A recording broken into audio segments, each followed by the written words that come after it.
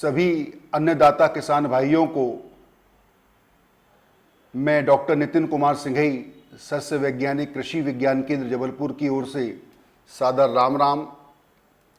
किसान भाइयों, हम फसल की पैदावार बढ़ाने के लिए विभिन्न रासायनिक उर्वरकों का उपयोग फसल की बुवाई के समय करते हैं, किंतु बेहतर फसल प्रबंधन के बावजूद भी इन रासायनिक उर्वरकों की पूरी मात्रा का लाभ हमारी फसल को नहीं मिल पाता है। परिणाम स्वरूप फसल को अपने जीवन काल में अपनी विभिन्न विकास की अवस्थाओं के दौरान पोषक तत्वों की कमी महसूस होती है और उन कमियों के लक्षण भी फसल की पत्तियों पर हमको दिखाई पड़ते हैं। आज के इस तकनीकी युग में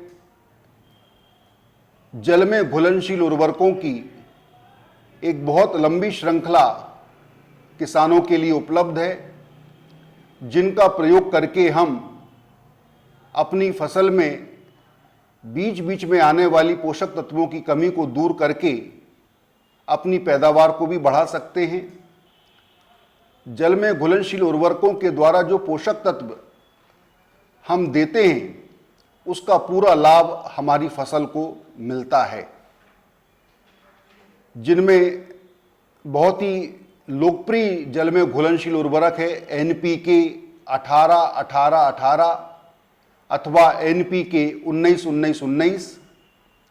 इनमें से आप जब बाजार में इनको खरीदने जाएं तो उस ब्रांड का NPK 18-18-18 खरीदने का प्रयास करें, जिसमें लगभग 6% सल्फर भी उपलब्ध हो।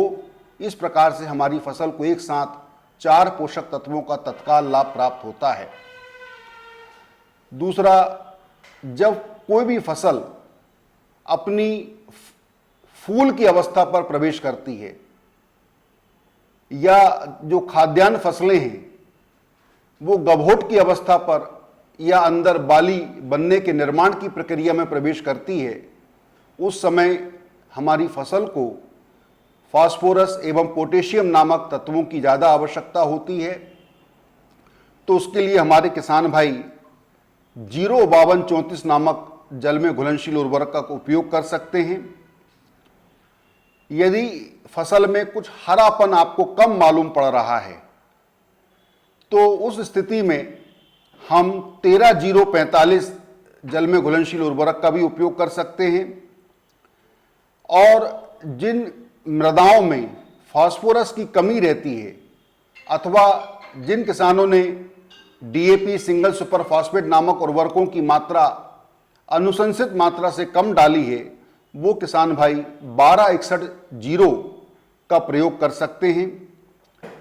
इसी प्रकार से जब कोई फसल अपनी फली में दाने भरने की अवस्था अथवा बालियों में दूध के बनने की अवस्था में प्रवेश करती है, उस समय फसल को पोटेशियम नामक तत्व की विशेष रूप से आवश्यकता होती है।